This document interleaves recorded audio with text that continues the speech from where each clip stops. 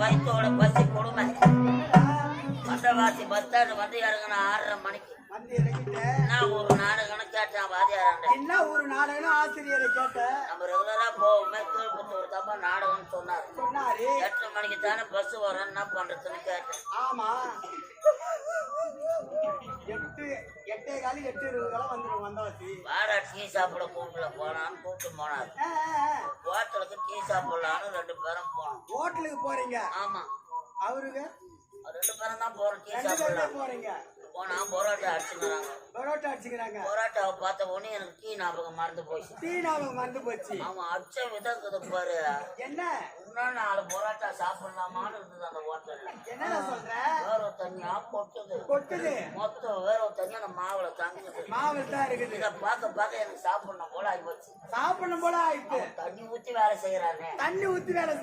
ஒரு வேலை செய்தா தண்ணி ஊத்தி வேலை செய்யணும்.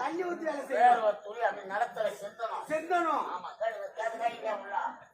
வேற ஒரு துளி வந்து நிலத்துல சிந்தணும். சிந்தாத உள்ளதான் தெரியுமா?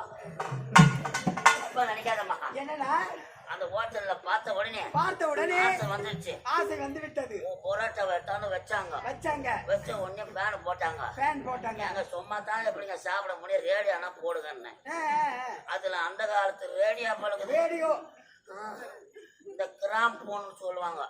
இந்த குச்சி தூக்கி வச்சா பாடுமே கிராம் போன். இதை எடுத்து போட்டான் பழகுது அம்மா.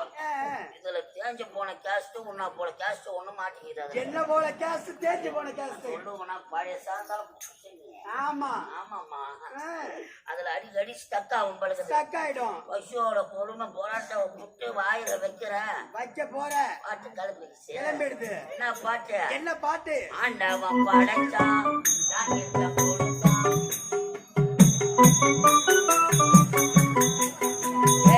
ஆண்டவன் படைச்சான் தாங்கிட்ட கொடுத்தான் அனுபவி ராஜா ஆனம் நீ வச்சான்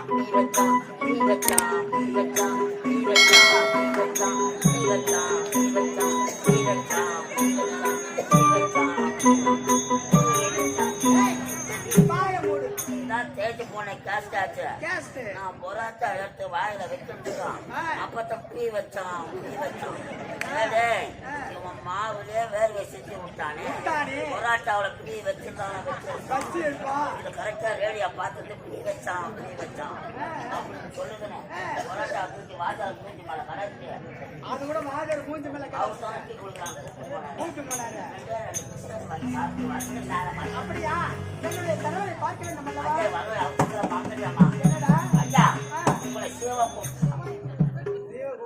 சீக்கிரமா அழைத்தா ஓடி வாங்க.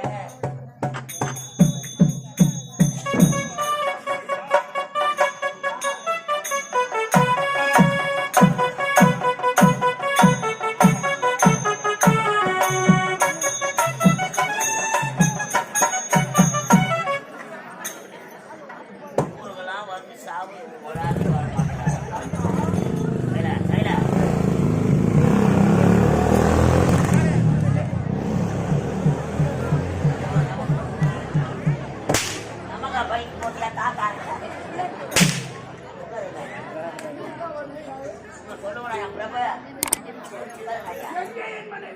மகாராணி அம்மா வராங்க.